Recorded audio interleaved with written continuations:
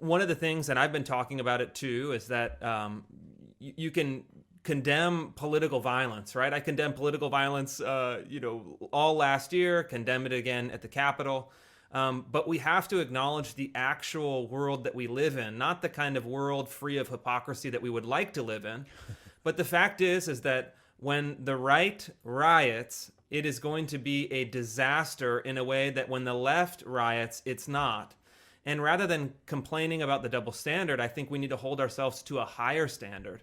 And, in a way, I've been reading a lot about the 1960s, and when the country was really flipped, when it was the mirror image, when more conservative, more establishment, kind of business and media people in the 1960s saw the riots in Berkeley or DC or at Yale or at the universities, they condemned it. Even the New York Times condemned the kind of riots and civil disobedience at the Pentagon that Norman Mailer captured in his book, Armies of the Night. And, that's the price. And it's built in. And sure, should it change? Ideally, yeah. Should we move towards changing it? Yes. To create a kind of more level or fair playing field or what have you. But that's not how politics works. And I think that it's doubly disastrous, both on the merits, and don't want to discount those at all. On the merits, it's a disaster. But also in the field of perception, it's a disaster. And I do wonder, truly where it's coming from, how people are feeling, what is driving it. And I'm looking forward to getting more of those answers in the weeks and months to come. Yeah, I talked to a source of mine at the DC MPD, and he has been spending all his time going over everything that happened there.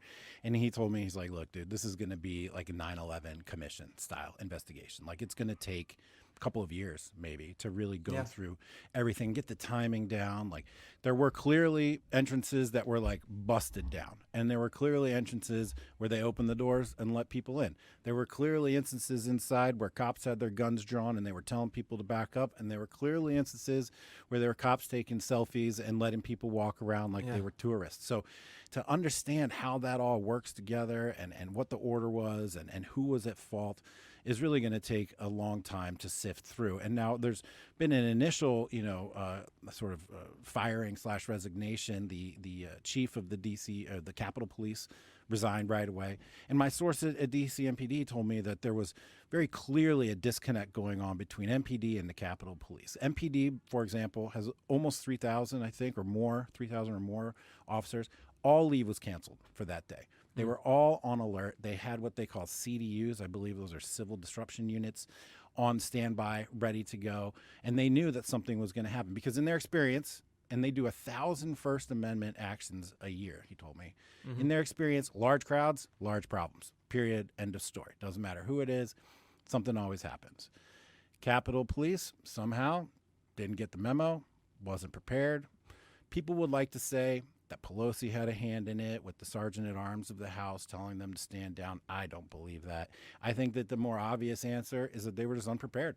Yeah, they were just unprepared, and they didn't get ready, and they didn't take it seriously. So it's going to take a long time to sort it all out for sure. But one of the things that you talked about is this, like, the double standard.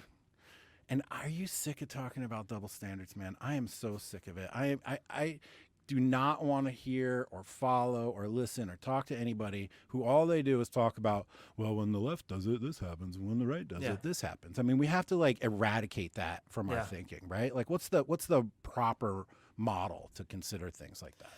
Yeah, I mean, it's important to consider, right? It's the context of all the kind of political activity and political reality that we see. So I think it's important to hold it in your mind, but it's really a kind of very basic point to just say, this is my point and that's it. It should be the kind of context or the background to trying to figure out how to actually change those conditions on the ground. And I think that what you see everywhere in the big cities, nationally now, you see a kind of asymmetry of information control and asymmetry of kind of information power. And it's one thing to say, well, looky-loo, this person said this 5 years ago, and then they're saying the opposite today.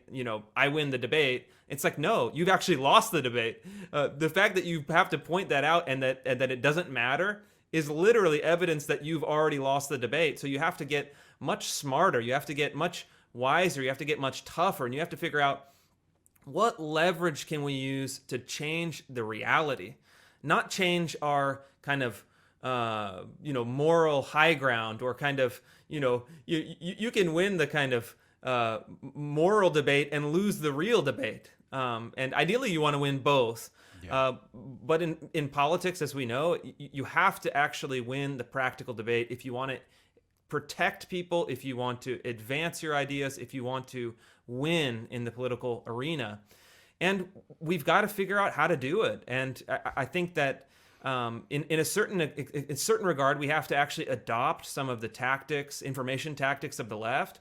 We have to kind of break them down, understand how they function, disrupt them on their side, but also adapt them on our side. I think that's a kind of key thing that we need to do.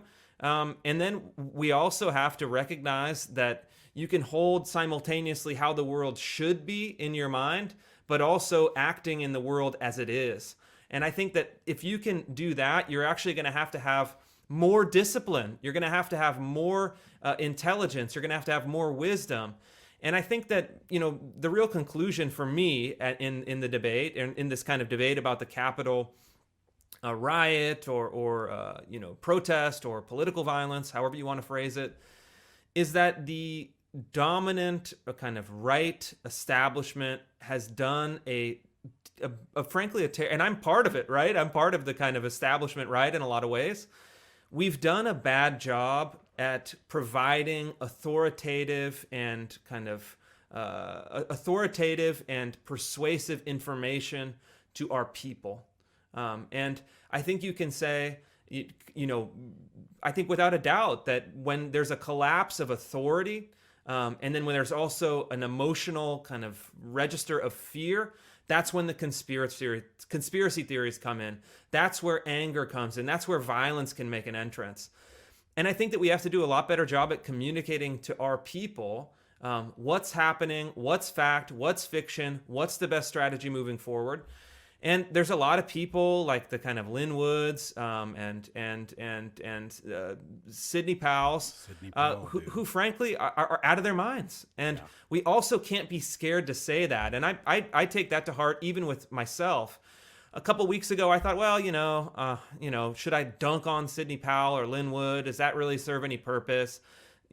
Who's really kind of listening to those folks? I don't want to break my mentions on Twitter with people, arguing, conspiracy theories. Yeah. But maybe that was wrong. And maybe that's something that, I certainly could and could do better, is actually holding a line to moderate. And, the last little point I'll make on this riff is that the moderating influence has to come from within a political faction. You and I can't moderate the left. That doesn't make sense. That's not even, the word moderation, not even how the word kind of is formulated. But it's up to us to moderate the worst instincts and the kind of damaging propensities of our own side, of the people on the right. So I think we need to do a better job at developing authoritative information, a better job at moderating some of the really destructive and pathological and frankly kind of crazy influences on our side. And then at the same time, also develop a better strategy to kind of combat the kind of information advantage of the left. Yeah, man, you sure said a lot there. Lynn Wood and Sidney Powell plus Q, probably the biggest damage done to any efforts, legitimate efforts, in the last few months here. I mean, aside from some of the more obvious things, it's just been really disappointing to see how they were able to siphon so many people off into cuckoo land. And when we say, it's important to remember, I think when we say that we want to moderate from within, that's not about censorship. That's not about shutting people down. That's about ridiculing them. That's about pointing out how wrong it is. It's about having a better answer. Yeah. It's about, what we call that, if we have a word for it, it's called leadership, right? We need a little stronger leadership there. And the problem, though, that I think a lot of folks haven't really accepted yet, even though it's so obvious, and it's become more obvious in the last week, is that there's a structural difference, right? People want to take the tactics of the left and use them. Okay, that's not going to work, guys. The reason why the tactics on the left work is because their strategic environment is totally different. Mm-hmm. They have the corporations, they have the establishment, they have the institutions, they have the media, they have basically everyone with power in the United States on their side. So when they riot, when they burn down cities, when they kill over 20 and 30 people all summer long, when they cause billions and billions of dollars in damages, when they advertise a literal siege on the White House, right? When they come down in May, and I remember this very vividly, man. Very vividly. I was there in May, and I remember them saying, Donald Trump's in his bunker, man. Donald Trump's in his bunker. What a wuss. Blah, blah, blah, blah, blah. Because he was in the bunker. Why? Because there was an assault on the White House. Yeah. Right? There was an assault on the White House, and nobody's reporting it like that. They were bragging about it. They were bragging about the fact that the president had to go into a bunker because there was a threat at the perimeter of the White House. Now, that didn't get reported like that, and we can't complain. We have to just acknowledge. Yeah. We have to just acknowledge that they have a whole ecosystem that allows them to riot and cause mayhem and then have it be reinforced in a positive way. We don't have that. We now, as a sort of, anti-woke movement, I don't even know if it's conservatism or rightism or whatever anymore. It's basically like woke versus anti-woke. It's like, are we going to be constitutional and liberty oriented? Or are we going to be, take from one to give to others oriented, which is what the left is all about right now?